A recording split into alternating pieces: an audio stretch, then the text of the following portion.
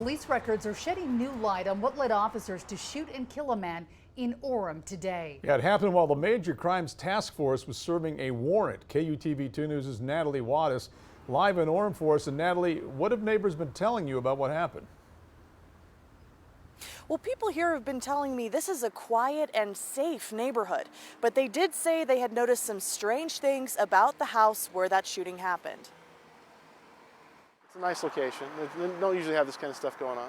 Robert Gardner has lived in the Orchard neighborhood for 20 years. He says his neighbors across the way moved in just a year or two ago. It's just busy.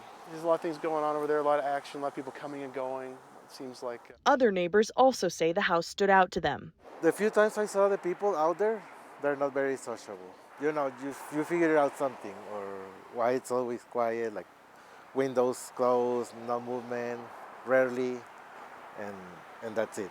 Did you ever get the sense that something criminal or anything like that might be going on over there? You get the idea that it could be, but you don't know what it is. You can't really put a finger on it. Last night, Robert was home when his kids said they heard commotion across the street. They just said they heard two or three gunshots, is what they said. He says he came outside and saw a couple of police cars. There's a person saying, "Help me." There's other people saying a few other things. One of the policemen, I believe was a policeman, said, I need more light. We can't see. We need assistance." He went inside to get a light to help, and when he came back out, and then they locked this place down like it was a war zone. Robert says he knew something serious had happened. There's a moment when you know everything goes quiet, and it goes on for long enough that you don't need a paramedic to say something went down, but that's what I witnessed. Police records show the Utah County Major Crimes Task Force was watching a 33-year-old man named Alejandro Andrews Demery for the past few weeks for drug dealing. He was arrested that night around 9 p.m. on a warrant for himself, that home, his car, and cell phone.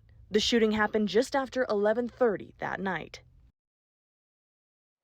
Now, I asked police whether those two events were connected, but they did not confirm that and did not answer my questions, citing the ongoing investigation.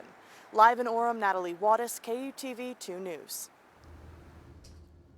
Well, so far in Utah, there have been at least 8 deadly police shootings this year. That includes 4 in Salt Lake County, 2 in Utah County, and also 1 each in both Davis and Weber counties. You can read more about each one of those on our website. Just go to KUTV.com. Today's police shooting in Orem happened while police were trying to serve a search warrant. We asked retired Deputy Police Chief Chris Bertram about how this process is supposed to work. Standard is that you get the knock and announce daytime warrant, 6 a.m., 11 p.m. If you are asking for a nighttime warrant, or if you're asking for a no-knock warrant, you've got to then show to that judge, again, reasonable cause as to why you need that to happen. It is not clear based on the public records if this was a no-knock or a daytime warrant.